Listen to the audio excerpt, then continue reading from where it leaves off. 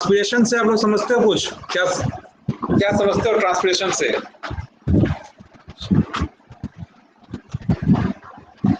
Transpiration से कुछ कुछ जानते हो? ट्रांसपिरेशन किसको बोलते हैं? पानी का ऊपर जाना। ट्रांसपिरेशन का मतलब होता है लीफ के इससे वेपर फॉर्म में वाटर मॉलिक्यूल का लॉस होना। किस फॉर्म में? वेपर फॉर्म में। प्लांट के किसी भी सरफेस से, प्लांट के सरफेस से जो एरियल पार्ट है, शूट वाला पार्ट से वेपर फॉर्म में लॉस होना प्लांट से पानी का, ट्रांसपिरेशन। ठीक है, जैसे ये देखो, अगर आप लीफ है, लीफ में दिन के टाइम में क्या होता है, स्टोमेटा खुला रहता है, तो इसमें आपको छोटा सा, आप स्टोमेटा तो आप लोग देखे हो ना लीफ में? ये देखे हो कि नहीं देखे हो? सच बोलना। यस हाँ, सर तो वो स्टोमेटा का काम क्या होता है? सर वो ऑक्सीजन लेने का काम करता है। ऑक्सीजन तो वो खैर कम ही लेता है, कार्बन डाइऑक्साइड लेना, ऑक्सीजन, ठीक है, कार्बन डाइऑक्साइड लेना वो, और क्या है, वाटर मॉलिक्यूल का बाहर जाना, ऑक्सीजन को भी बाहर जाने में वो हेल्प करता है। ऑक्सीजन जो यूज हो गया, कुछ जो फोटोसिंथेसिस ऑक्सीजन बचता है उसको बाहर जाने का, लेकिन उसमें जैसा कार्बन डाइऑक्साइड अंदर जाता है, वाटर मॉलिक्यूल बाहर आता है। तो वाटर मॉलिक्यूल, ये देखो, ये आपको जो है फिगर जो दिख रहा है, फिगर दिख रहा है ना, ये एक समझो कि वाटर है, ये स्टोमेटा, यहाँ पर स्टोमेटा है, पानी जाइलम से वाटर आ रहा है, प्लांट के सेल में जा रहा है, प्लांट को यूज भी कर रहा है कुछ को, और कुछ जो है ना 90% जितना पानी एब्जॉर्ब करता है प्लांट, उसका 90% जो है ना वो इसके वेपर फॉर्म से, ये स्टोमेटा है। ये स्टोमेटा आप देखे होंगे, ये स्टोमेटा से आपको निकल जाता है, जितना ज्यादा स्टोमेटा रहेगा उतना पानी निकलेगा। तो किस फॉर्म में? वेपर फॉर्म में। ठीक है, तो ये H2O निकल रहा है, ये क्या है, ब्लू लाइन क्या है, वाटर है। तो इस प्रोसेस को हम लोग क्या बोलते हैं? Loss of water in the form of, from the surface of plant in the form of vapour. ये प्रोसेस कहलाता है स्टोमेटल ट्रांसपिरेशन। स्टोमेटल क्यों बोल रहे हैं? और भी तरह का ट्रांसपिरेशन होता है, यहाँ भी स्टोमेटा से निकल रहा है, जनरली ये ट्रांसपिरेशन ही है। ट्रांसपिरेशन मतलब लॉस ऑफ वाटर। ओके, तो अगर हम इसको देखें तो डिफिनेशन देखा जाए तो क्या है? लॉस ऑफ वाटर, वाटर होता है ना H2O का, in the form of vapour. Vapour मतलब क्या होता है? गैसियस फॉर्म में, ना कि लिक्विड फॉर्म में। लिक्विड फॉर्म में कभी पानी निकलता है प्लांट से? लिक्विड फॉर्म में जब पानी निकलता है उसको हम गटेशन बोलते हैं। ठीक है, लीफ है, लीफ से सरफेस में जो कुछ कुछ निकलता है तो लिक्विड फॉर्म में निकला, तो लिक्विड फॉर्म वाले निकलने को लोग गटेशन बोलते हैं। यहाँ वेपर फॉर्म में निकल रहा है ट्रांसपिरेशन में। From the living tissues of aerial parts of plants such as leaf, stem, ठीक है, शूट्स, बाकी जितने भी रहेंगे, अब 2 बार लीफ लिखने जरूरत नहीं था। ठीक है, इस टर्म एज ट्रांसपिरेशन। उम्मीद है डिफिनेशन समझ में आ गया होगा।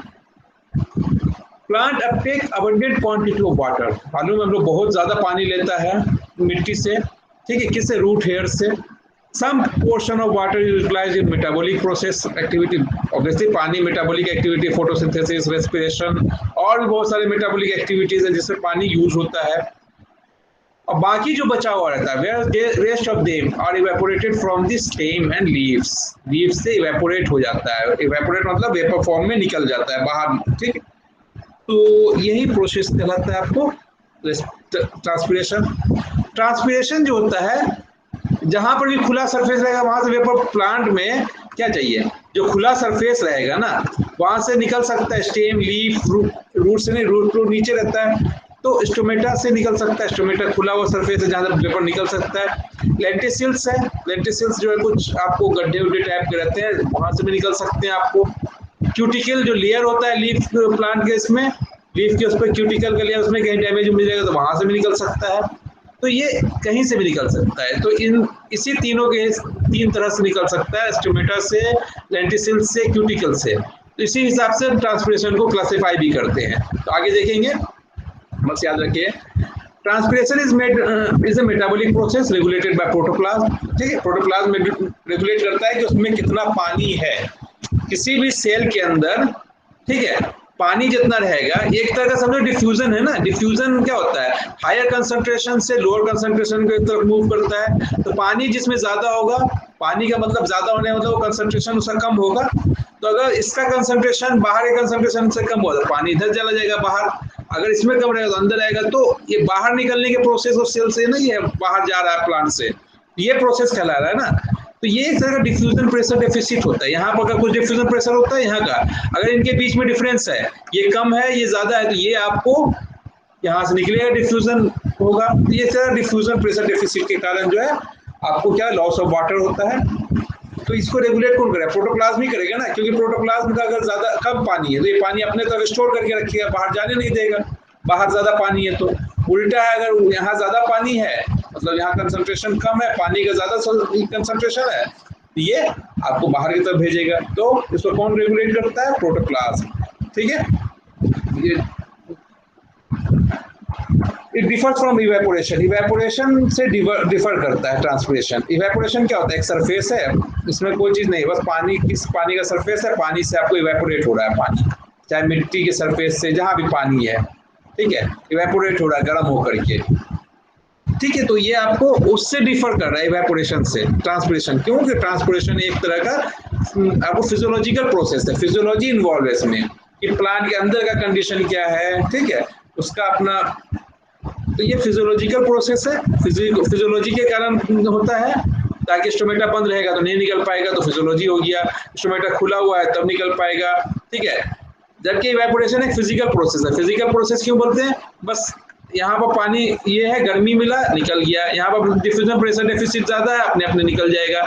इसको कोई मतलब नहीं है कि इसको रास्ता है या नहीं है, ठीक है, उसको निकलना है, तो वो कहलाता है इवेपोरेशन। इवेपोरेशन एक फिजियोलॉजिकल फिजिकल प्रोसेस है, जबकि ये एक फिजियोलॉजिकल प्रोसेस है। कौन? ट्रांसपिरेशन। ठीक है, रेट ऑफ ट्रांसपिरेशन हम लोग मेजर करते हैं फोटोमीटर से। फोटोमीटर एक आपको ऐसा असेंबली होता है, इंस्ट्रूमेंट होता है, जिससे आप लोग, हम लोग अभी देखेंगे, बता देंगे, जिससे पता चलता है हमारा कितना ट्रांसपिरेशन पर यूनिट टाइम में कर रहा है। रेट ऑफ ट्रांसपिरेशन हम लोग निकाल सकते हैं। रेट ऑफ ट्रांसपिरेशन क्या है?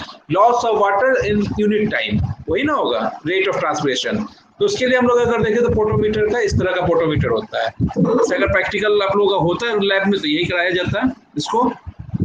फोटोमीटर एक ऐसा इंस्ट्रूमेंट है जिसमें आपको एक ट्यूब है, ठीक है, ट्यूब में आपको वाटर का मॉलिक्यूल होता है। यहाँ पर ये एयर टाइट आपका कॉर्क है। एयर टाइट कॉर्क इसलिए बोल रहे हैं कि ये जो प्लांट फिट हो जाएगा तो ये कॉर्क टाइट हो जाएगा, इससे अंदर हवा नहीं जा पाएगा, ठीक है, हवा जाने से दिक्कत होगा। तो ये इससे इतना टाइट है कि अब इसमें हम क्या करते हैं? पानी भर देते हैं। यहाँ पर एक आपको प्लंजर टाइप का है, और ये जो ट्यूब है ना, ट्यूब जो है इसमें आपको जुड़ा हुआ है लास्ट में, ये पर कैपिलरी ट्यूब है। कैपिलरी ट्यूब बिल्कुल पतला ट्यूब होता है, हेयर लाइक, क्योंकि जो अपने पानी को डिप कर दे वो चढ़ सकता है, बहुत पतला हेयर लाइक। कैपिलरी ट्यूब जो है, हेयर कितना पतला उसमें ये होता है, ठीक है, नली होगा ताकि वो मूव कर सके। जैसे कि आपको कैपिलरी ट्यूब उसमें थर्मोमीटर वगैरह में अंदर जैसे मरकरी भरा रहता है, उतना पतला होता है, ठीक है, बहुत ही पतला रास्ता होगा उसमें कैपिलरी ट्यूब्स में। तो ये ग्लास का कैपिलरी ट्यूब है यहाँ से, और इसको जोड़ दिया गया यहाँ, इस कैपिलरी ट्यूब को जोड़ दिया गया यहाँ से आपको क्या है, ये कॉर्क है, ठीक, स्टॉपर है। इसको भी ये गैस मतलब क्या बोलते हैं इसको, एयर टाइट है, ताकि इसे इसमें जैसे फिट हो गया। अब ये पानी पूरा भरा हुआ है इसमें, ओके, और इसमें रिजर्वायर है। जब हमको पानी इसमें बाद में जब शुरू करते हैं ना, तब उस समय के लिए रिजर्वायर को फिर टाइट कर दिया जाता है। ये टाइट है कि पानी इससे अभी नहीं जा रहा है। अब हम क्या किए हैं, एक स्केल लगा हुआ रहता है इसमें, और इसमें एक एयर बबल अंदर प्रोड्यूस कर दिया जाता है किसी तरह, सिर्फ एक, दो भी रहेगा तो आपको उसको एक को मार्क करना पड़ेगा। एक एयर बबल है, ठीक। अगर पानी इधर मूव करेगा तो एयर बबल भी इधर मूव करेगा, पानी इधर मूव करेगा तो एयर बबल भी इधर मूव करेगा। तो हम क्या करते हैं कि इधर से पानी डाल करके इस एयर बबल को बीच में एक मार्क पे हम लोग फिक्स कर लेते हैं, या फिर जिस मार्क पे है उसको नोट कर लेते हैं, ठीक है। अब उसके बाद क्या करते हैं हम लोग, प्लांट लगा दिए, सब कुछ लगा दिए, प्लांट को सूरज में रख दिए, और इधर एक रख देंगे पानी, जो पानी प्लांट ट्रांसपायर करेगा वो यहाँ से एब्जॉर्ब होगा। ये बंद है, ये बंद है, इससे पानी नहीं आ रहा है। शुरू के लिए सिर्फ टाइट कर वो रखते रिजर्वायर, जब बाद में हम एडजस्ट करना होता है तो पहले, अभी कुछ नहीं, टाइट है ये, इससे पानी नहीं आ सकता है यहाँ पर। तो जब ये ट्रांसपिरेशन होगा शूट से, ये प्लांट ट्रांसपिरेशन होगा तो ऑब्वियसली ये प्लांट लेगा पानी, ये पानी यहाँ से निकल रहा है, तो ये पानी किसी भी तो जाइलम के थ्रू आपको फिर यहाँ से जाएगा। ये पानी इसमें कुछ लिया, तो ये पानी लिया तो इसमें पानी की कमी हुई, ये पानी कहाँ से आएगा, ये फिर ये कैपिलरी से खींचेगा। कैपिलरी से जब खींचेगा तो एयर बबल आपको मूव करेगा, आप हर मिनट एयर बबल के मूवमेंट को नोट करते जाओ। अभी यहाँ पर था, अगली बार कितना मूव किया, फिर उसके बाद कितना मूव किया, हर मिनट नोट करते जाओ कि 1 मिनट में कितना मूव किया। तो आप इसको यहाँ पर से निकाल सकते हो कितना पानी गया, कैलकुलेट कर सकते हो, या यहाँ पर भी आप लिख सकते हो कि कितना पानी यूज हुआ। ठीक है, तो ये पानी यहाँ से यहाँ इतना मीटर पर सेकंड या इसके हिसाब से जा रहा है, तो यहाँ पर कैलकुलेट कर लो इतने इसमें इसका एरिया कितना है, एरिया कितना, इतना एरिया में कितने यूनिट टाइम में कितना पास करेगा। तो वाटर का आप क्वांटिटी निकाल सकते हो। क्यों, ये क्रॉस सेक्शनल एरिया इसका कितना होगा, पाई स्क्वायर मान लो जो भी है, और उस टाइम में उतने टाइम से में कितना दूरी तय किया, तो ये दूरी है ना यहाँ से यहाँ तक का, उससे मल्टीप्लाई कर दो तो ये वॉल्यूम निकल जाएगा कि पानी इतने दूर, इतना से इतना दूर जाने में पानी ने इतना वॉल्यूम लिया। क्यों, जैसा cross sectional area into this, ठीक है, लेंथ, वॉल्यूम आ गया पानी का। तो उतना पानी पर यूनिट टाइम यानी पर मिनट में वो यूज हो रहा है ट्रांसपिरेशन में, तो ट्रांसपिरेशन का रेट निकाला जा सकता है। तो इसी असेंबली को हम लोग बोलते हैं फोटोमीटर। फोटोमीटर एक असेंबली है, ठीक है, या इंस्ट्रूमेंट बोल सकते हो उसको, जो हमारा यूज करता है ट्रांसपिरेशन के रेट को निकालने में हेल्प करता है। जरूरी नहीं कि इसका स्ट्रक्चर ऐसा ही हो, इसका स्ट्रक्चर बहुत तरह का डिफर कर सकता है, वो आप डिपेंड कर सकता है, कभी कभी यू टाइप का भी होता है, अलग अलग टाइप के होते हैं। ठीक है, डिपेंड करता है, बस खाली निकालना है कि ये मेन चीज ये है कि कितना मूवमेंट हो रहा है एयर बबल का। ठीक है, उससे आप वॉल्यूम निकाल सकते हो। एक रिप्रेजेंटेटिव इमेज है, और भी तरह का बन सकता है। तो इसको हम लोग बोलते हैं फोटोमीटर। फोटोमीटर एक इंस्ट्रूमेंट है। ठीक है, ये ट्रांसपिरेशन का था। ट्रांसपिरेशन से रिलेटेड आवाज आ रही है ना आप लोगों को? Yes sir. हाँ, बीच में बोलते रहना, नहीं तो पता चलता है कब डिस्कनेक्ट हो गया। समझ में आ रहा है सर? समझ में आया फोटोमीटर? Yes sir. हाँ, फोटोमीटर याद रखना। अब पूछता है क्वेश्चन कभी भी, ट्रांसपिरेशन को आपको रेट ऑफ ट्रांसपिरेशन निकालना है तो कौन सा इंस्ट्रूमेंट यूज होगा? ठीक है, तो फोटोमीटर यूज होगा। अब देखो, अब कुछ फैक्ट्स हैं या फिर उसके कैरेक्टरिस्टिक्स बोल सकते हो कि जो है ट्रांसपिरेशन से रिलेटेड। ट्रांसपिरेशन से रिलेटेड है कि प्लांट जितना भी पानी एब्जॉर्ब करता है उसका, ठीक है, वो तो खैर 90% जो ये कर लेता है एटमॉस्फेयर में, हमारे एनवायरनमेंट में जितना भी मॉइस्चर है उसका 10% मॉइस्चर हमारा प्लांट के ट्रांसपिरेशन से आया हुआ है, और बाकी के साथ बाकी ओशियंस या फिर रिवर्स वगैरह से, सी लेक्स वगैरह से आते हैं 90%। 10% हमारा एटमॉस्फेयर से आता है। ठीक है, तो जब गर्मी के मौसम में आपको ट्रांसपिरेशन का रेट ज्यादा होता है तो ह्यूमिडिटी समुद्र के किनारे वाले ज्यादा होता है, जंगल वगैरह में आसपास जाओगे तो ह्यूमिडिटी ज्यादा होता है, लेकिन 10% ही ह्यूमिडिटी जो है आपको ट्रांसपिरेशन से आता है। ठीक है, और ड्राई पीरियड में ट्रांसपिरेशन इंक्रीज करता है, तो कूल करने में एनवायरनमेंट को हेल्प करेगा ना। ड्राई पीरियड में, जब पीरियड बहुत ड्राई रहेगा तो पानी क्या होगा, आपको एटमॉस्फेयर में पानी कम रहेगा। ड्राई पीरियड्स में पानी का, एटमॉस्फेयर में पानी कम रहता है ना, मॉइस्चर कम रहेगा, ह्यूमिडिटी कम रहेगा। जब एटमॉस्फेयर में ह्यूमिडिटी कम रहेगा तो क्या होगा, पानी के अंदर का, प्लांट के अंदर तो प्रेशर है पानी का, बाहर कम है, तो डिफ्यूजन प्रेशर डिफिसिट कम हो जाता है पानी का। ठीक है, तो वाटर पोटेंशियल का डिफरेंस ज्यादा हुआ तो आपको पानी ज्यादा ट्रांसपिरेशन होगा। तो कब सर आप ऐसे भी सोचने वाला बात है, तो ड्राई पीरियड में ट्रांसपिरेशन ज्यादा हो जाता है, loss of water surface area से ज्यादा हो जाता है, जिससे आपको वेजिटेशन और हॉर्टिकल्चर एग्रोनॉमी क्रॉप पे आपको अफेक्ट पड़ता है। तो उसको कंट्रोल करने के लिए हम लोग सोचते हैं plant transpiration is pretty much invisible process. ये कंटिन्यूअस चलता रहने वाला एक प्रोसेस है जो आपको दिखता नहीं है। ठीक है, बहुत सारे प्रोसेस दिखते हैं लेकिन ये प्रोसेस नहीं दिखता है। Transpiration is the evaporation of water from plants and trees, ये आप जानते ही हो। 90% जितना भी एक प्लांट जितना पानी एब्जॉर्ब करता है उसका 90% वाटर वो ट्रांसपायर कर देता है। ट्रांसपिरेशन से लॉस, सिर्फ 10% वाटर ही वो यूज होता है प्लांट के अपने मेटाबॉलिक एक्टिविटीज के लिए, और 90% वाटर वो लॉस्ट हो जाता है उसका, जितना भी एब्जॉर्ब हुआ। रूट ने जितना भी पानी एब्जॉर्ब किया वो 90% ट्रांसपायर हो जाता है।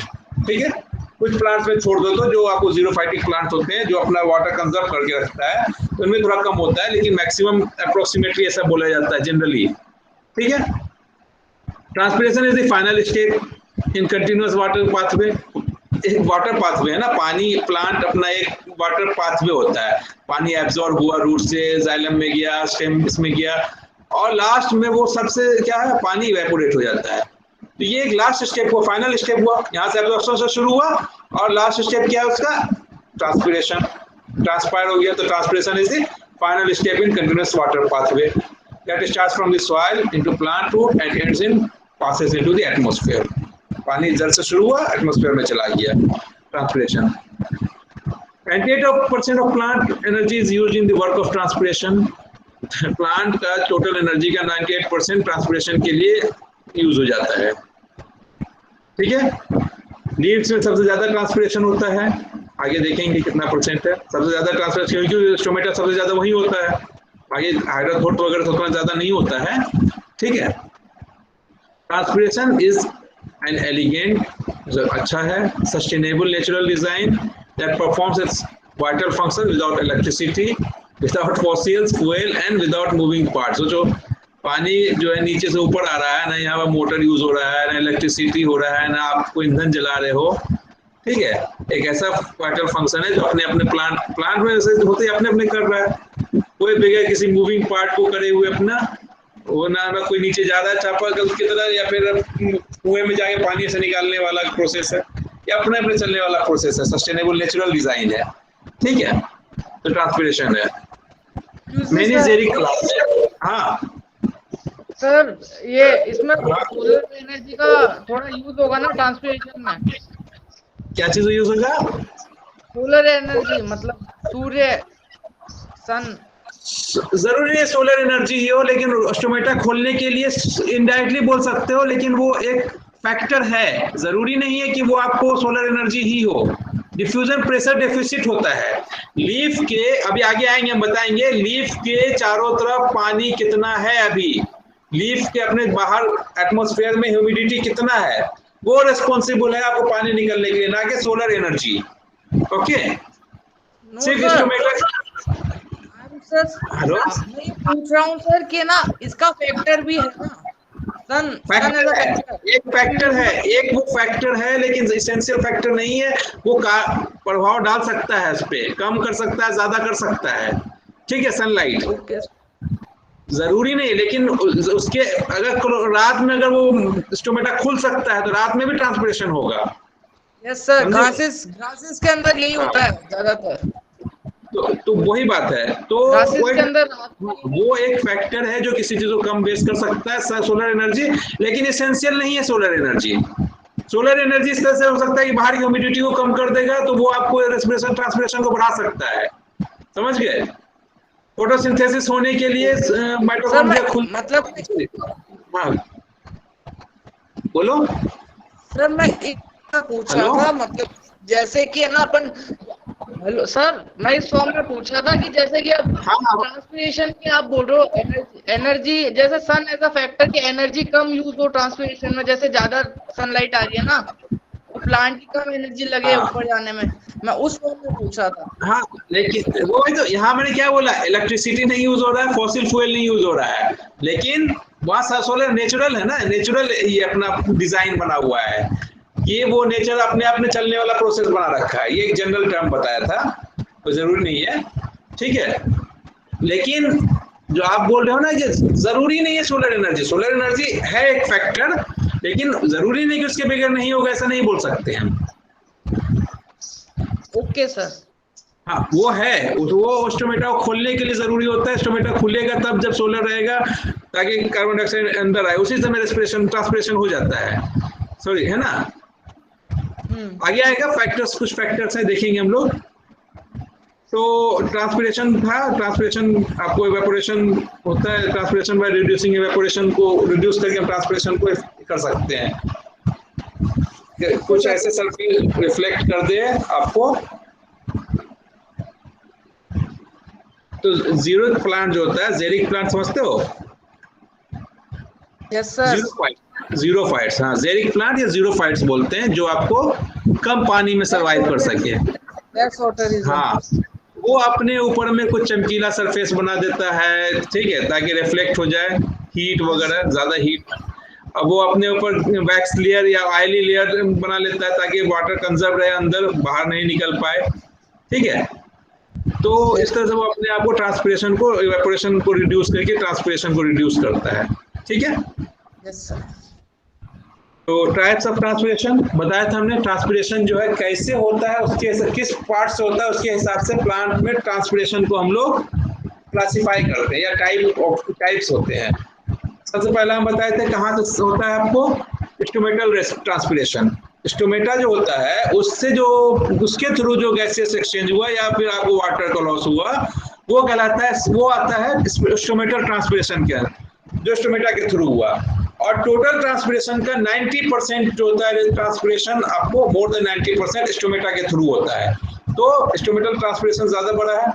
उसके बाद होता है लेंटिक्यूलर, आपको होता है जो लेंटिसिल्स से होते हैं। लेंटिसिल्स जो लेंटिसिल्स प्लांट किसमें होते हैं आगे देखेंगे, तो लेंटिक्यूलर ट्रांसपिरेशन होता है। ठीक है, और तीसरा होता है क्यूटिक्यूलर, जो क्यूटिकल के थ्रू होता है। वैसे ट्रांसपिरेशन को हम बोलेंगे क्यूटिक्यूलर। ये दोनों मिला के 10% में आ जाएंगे। अगर देखा जाए तो 90% से ज्यादा आपको स्टोमेटल ट्रांसपिरेशन होता है, क्यूटिन से या क्यूटिकुलर ट्रांसपिरेशन 3 से 10% होता है, और लेंटिसिल्स से होते हैं 0.1%। लेंटिसिल्स बहुत कम ट्रांसपिरेशन करता है। ठीक है, तो ये एक तरह का आपको ट्रांसपिरेशन से कितना परसेंट कौन ट्रांसपायर कर रहा है, कहाँ से हो रहा है, तो सबसे ज्यादा ट्रांसपिरेशन स्टोमेटा के थ्रू होता है। तो स्टोमेटल ट्रांसपिरेशन अगर देखें हम, उसके बारे में बताएं तो स्टोमेटा होता क्या है, लीफ सरफेस पे है ना, ये लीफ सरफेस है ना, लीफ सरफेस पे पाया जाने वाला स्टोमेटा है। इसमें कैसे होगा, ये यहाँ पर आपको ह्यूमिडिटी जैसे कम होगा बॉटम का फिल्म, तो यहाँ पर आपको गैसेस एक्सचेंज होगा, तो ये 90% वाटर इससे लॉस होता है। अब देख लो, this type of transpiration only occurs in presence of sunlight. क्यों Aditya, hello Aditya, yes sir. आवाज आ रही है बेटा? बताओ, ये स्टोमेटल ट्रांसपिरेशन सिर्फ डे लाइट में होती है। क्यों? बाकी दूसरे समय भी हो सकता है, लेकिन स्टोमेटल ट्रांसपिरेशन डे टाइम में ही होता है। क्यों सर? क्योंकि सर स्टोमेटा सनलाइट के आने से खुलता है ना, ओपन होगा, इसलिए डे टाइम में होता है। तो मैक्सिमम ट्रांसपिरेशन सनलाइट के प्रेजेंस में होगा, लेकिन बाकी 10% जो है आपको क्यूटिकुलर या लेंटिसिकुलर या लेंटिकुलर है, वो एब्सेंस में भी हो सकता है। ठीक है, क्लियर है तुम्हारा वो वाला डाउट अब? Yes sir. हाँ, तो स्टोमेटल रेस्पिरेशन जो है वो आपको सनलाइट को डायरेक्टली आपको उसको इफेक्ट डालता है, लेकिन बाकी पे नहीं कर रहा है, इनडायरेक्टली होता है। तो अगर हमें देखिए तो स्टोमेटल रेस्पिरेशन आपको ये क्यूटिकल का लेयर होता है, एक लेयर होता है जो किसी भी सेल के लीफ के ऊपर में क्यूटिकल का लेयर है ना, जो आपको रेस्पिरेशन ट्रांसपिरेशन से बचाने के लिए होता है, लॉस वगैरह के लिए, लेकिन इससे भी होता है क्यूटिकल। ये आपको स्टोमेटा के 2 गार्ड सेल्स होते हैं। आप लोग देखे होंगे गार्ड सेल ऐसे था ना, किडनी के शेप का 2 था गार्ड सेल्स। जब आप लोग प्रैक्टिकल किया था तो दिखा था ना ऐसा। और ये मेसोफिल सेल्स है, अपर एपिडर्मिस है, एक लीफ का स्ट्रक्चर है ये। तो लीफ के स्ट्रक्चर में स्टोमेटा है, गार्ड सेल्स है आपको। ये क्यूटिकल का काम होता है वाटर लॉस को बचाना, लेकिन फिर भी इसके थ्रू कुछ होता है तो वाटर लॉस। ओके, तो वहां पर आपको क्यूटिकुलर होता है। तो ट्रांसपिरेशन, क्यूटिकुलर ट्रांसपिरेशन क्या है, क्यूटिन जो है, ये क्यूटिन होता है वैक्स लेयर, क्यूटिकल लेयर। तो इसमें अगर कहीं पर डैमेज वगैरह है, कुछ टूटा फूटा है, अगर कुछ छट पड़ गया है, ठीक है, या कहीं पर पोर्स हैं, तो इसके थ्रू भी वाटर लॉस हो सकता है गैसियस फॉर्म में। कम ही होता है, ज्यादा नहीं है, ठीक है, लेकिन इसके थ्रू होता है। कितना बताया था? 3 to 10% तक, या 5 to 10%, 3 to 10%। ठीक, तो ये आपको क्यूटिकुलर ट्रांसपिरेशन होगा जब क्यूटिकल लेयर से आपको वाटर मॉलिक्यूल वेपर फॉर्म में लॉस हो। इसके लिए डे नाइट कोई फर्क नहीं पड़ता है, कभी जब भी आपको बाहर प्रेशर कम होगा, पानी का डिफ्यूजन प्रेशर डेफिसिट ज्यादा होगा, वो पानी लॉस कर सकता है। ठीक है, उसी तरह हाइड्रोकोट से लेंटिसिल से होगा। लेंटिसिल जो होते हैं जब डैमेज वगैरह हो जाता है कहीं सेल वगैरह, देख रहे हो उस तरह से लेंटिसिल्स, ये आपको बड़ा सा डैमेज हो गया, इसके थ्रू गैसेस एक्सचेंज ज्यादा होगा। सेल वगैरह में जहाँ डैमेज वाले पार्ट होते हैं, इस तरह के बहुत सारे होते हैं। कहीं पर भी प्लांट कट हो जाता है, लीफ टूट जाता है, ठीक है, तो लेंटिसिल्स है the small opening in the corky tissues and this type of transpiration is said to be lenticular transpiration. ये बहुत कम होता है 0.1%। ओके, ये 3 टाइप के आपके ट्रांसपिरेशन थे। अब फैक्टर्स हैं, कौन कौन से फैक्टर्स आपको इफेक्ट डालते हैं। ओके, अभी है फैक्टर्स में हो जाएगा 5 मिनट। फैक्टर्स कौन कौन से हैं आपको जो ट्रांसपिरेशन को अफेक्ट करते हैं, तो इसको हम लोग 2 पार्ट में बांट सकते हैं फैक्टर्स को। ठीक है, एक होता है एक्सटर्नल फैक्टर। एक्सटर्नल फैक्टर मतलब जो प्लांट के बाहर का फैक्टर है, जो प्लांट के ट्रांसपिरेशन को अफेक्ट करता है। दूसरा है इंटरनल फैक्टर, जो प्लांट के अंदर के फैक्टर्स हैं, हमारे मतलब उस लिविंग सिस्टम के अंदर के फैक्टर्स है, कारक है जो अफेक्ट कर सकता है ट्रांसपिरेशन को। इनको 1 बाय 1 हम डिस्क्राइब करते हैं। तो पहला फैक्टर हम लोग देखते हैं एक्सटर्नल फैक्टर, जो जिसको हम लोग एनवायरमेंटल फैक्टर भी बोलते हैं। एनवायरमेंटल फैक्टर जो आपको ट्रांसपिरेशन को अफेक्ट कर सकता है। ठीक है, तो इसमें सबसे बड़ा है लाइट। लाइट रहेगा तो आपको ट्रांसपिरेशन फोटोसिंथेसिस के लिए आपको वो खुलेगा। ठीक है, क्या नाम है उसका, स्टोमेटा खुलेगा फोटोसिंथेसिस के लिए, तो आपको ट्रांसपिरेशन ज्यादा होगा। लाइट के एब्सेंस में तो जैसे जैसे लाइट बढ़ेगा तो वो आपको ट्रांसपिरेशन बढ़ेगा। ठीक है, टेम्परेचर ज्यादा होता है तो आपको क्या होगा, वाटर डायरेक्टली प्रोपोर्शनल है, ऑब्वियसली जानते हो कि उसका जो है ह्यूमिडिटी कम होता जाएगा ना, वाटर के मॉलिक्यूल्स सरफेस पर से हटते जाएंगे ना, तो वो आपको एटमॉस्फेरिक टेम्परेचर ज्यादा होने पे ट्रांसपिरेशन ज्यादा हो जाएगा। ठीक है, एटमॉस्फेरिक मॉइस्चर ज्यादा है, मतलब क्या है, ह्यूमिडिटी, ये लीफ है, कोई भी सरफेस है प्लांट का, इसके चारों तरफ मॉइस्चर ज्यादा है, तो यहाँ पर पानी ऑलरेडी ज्यादा है, तो क्या हुआ, डिफ्यूजन प्रेशर कम हो गया। डिफ्यूजन प्रेशर कम हो गया तो पानी निकल नहीं पाएगा ना, ज्यादा मॉइस्चर है तो पानी निकल नहीं पाएगा, तो वहां पर ट्रांसपिरेशन कम हो जाएगा। तो ज्यादा ह्यूमिड एनवायरनमेंट में आपको क्या बोलते हैं, ट्रांसपिरेशन कम होगा।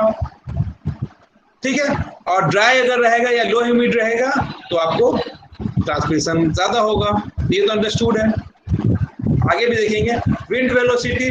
हवा क्या होता है ना, पानी यहाँ पर देखो हवा चल रहा है, अगर हवा चल रहा है तो क्या हो जाएगा, ठंडा। हम लोग तो सोचेंगे वो मौसम क्या होगा, बताओ, ट्रांसपिरेशन बढ़ेगा कि घटेगा तेज हवा में। आदित्य सर बढ़ेगा ना। कैसे बढ़ेगा? सर ट्रांसपिरेशन लेस होगा स्टिल एयर में, पर ट्रांसपिरेशन रेट इंक्रीज होगा अगर विंड की वेलोसिटी इंक्रीज होते जाएगी। क्यों? प्रेशर के इनवर्सली प्रोपोर्शनल होता है विंड वेलोसिटी। क्यों होता है ऐसा?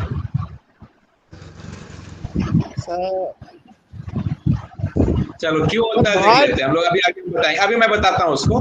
ठीक है, सोलर रेडिएशन भी बढ़ेगा तो आपको ट्रांसपिरेशन बढ़ेगा, ये आप जानते होंगे।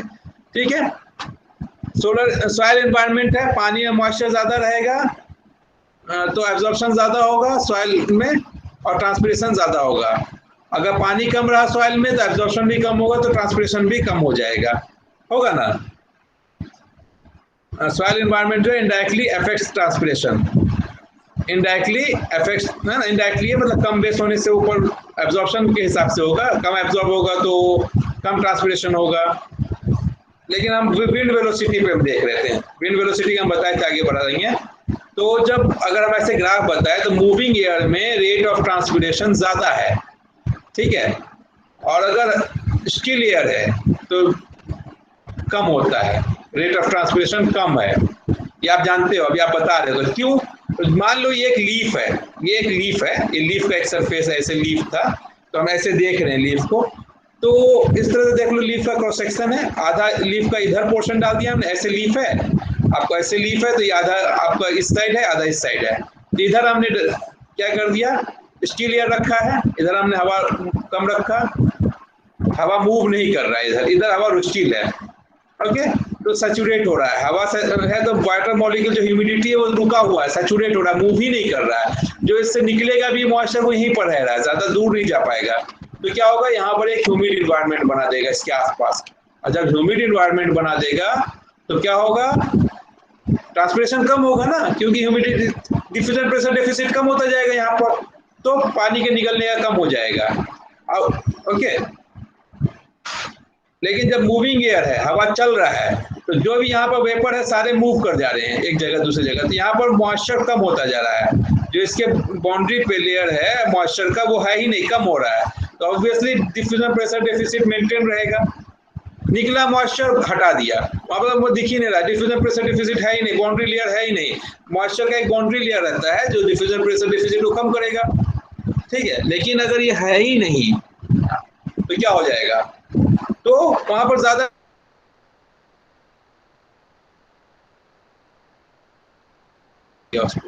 ठीक है। तो इसी तरह से बोलते हैं हम लोग कि इसको हाँ, जब मूव कर रहा है यार तो वहां पर वेपर इसका डेंसिटी हो जाता है, ठीक है। क्या बोलते हैं, कम हो जाता है वाटर पोटेंशियल या ग्रेडियंट जो है कम हो जाएगा, सॉरी इंक्रीज कर जाएगा, तो वो आपको पानी इजीली आपसे निकल जाएगा, और जब निकलेगा तो वो रेट ऑफ ट्रांसपिरेशन बढ़ जाएगा, ठीक है। तो यही कारण था आपका, क्लियर है, समझ में आया। अगर दूसरा तरह से था, ये एक्सटर्नल फैक्टर्स थे जो आपने यहाँ पर देखे, कौन कौन से, solar soil environment, solar radiation, wind velocity, atmospheric temperature, atmospheric moisture, ये सब जो है आपको क्या था, पहला टाइप का था, है ना, ट्रांसपिरेशन के लिए एक्सटर्नल फैक्टर्स। अब इंटरनल फैक्टर्स में हम जाएं तो इंटरनल फैक्टर्स में क्या है, रूट सिस्टम है, प्लांट कितना ज़्यादा अच्छे से एब्जॉर्ब करेगा मॉइस्चर को इनडायरेक्टली, उतना अच्छा वो आपको सिस्टम हो जाएगा, उतना ज़्यादा ट्रांसपिरेशन होगा। कम वाटर एब्जॉर्ब होगा, कम ट्रांसपिरेशन होगा, ज़्यादा एब्जॉर्प्शन होगा, ज़्यादा ट्रांसपिरेशन होगा। स्टेम है, स्टेम का वेसल्स जो होता है जितना तेजी से आपको पानी को ऊपर पहुंचाएगा, वाइडर रहेगा उतना इंक्रीज ट्रांसपिरेशन होगा, जितना वाइडर रहेगा वेसल्स उतना ज़्यादा आपको इंक्रीज ट्रांसपिरेशन होगा। इन सब से फिर भी कम होता है। लीफ स्ट्रक्चर से अगर देखें तो लीफ स्ट्रक्चर बहुत सारे मॉडिफिकेशंस होते हैं जो चेक कर सकते हैं, आपको कम या ज़्यादा कर सकते हैं, ठीक है। जीरो फाइट्स में कम, जीरो फाइट्स क्या होता है, अपने लीफ एरिया को कम कर देता है, थॉर्न में बदल के कांटा बन जाता है, तो लीफ एरिया कम करके वो अपना फोटोसिंथेसिस को क्या ट्रांसपिरेशन कम करता है। Sometimes leaves are completely absent, किसी किस्म का लीफ होता ही नहीं है, ठीक है, तो वो transpiration is loss from surface of the phylloclades, फिर भी वहाँ से भी थोड़ा बहुत होता है, ज़्यादा नहीं होता है। तो अब इन प्लांट्स में ये सब जो है, जैसे लीफ है, तो लीफ के अपने कुछ इंट्रिंसिक फैक्टर्स होते हैं जो रेट ऑफ ट्रांसपिरेशन को अफेक्ट करते हैं, जो हमने इधर देखा आपको लीफ स्ट्रक्चर में कैसे चेंज होते हैं।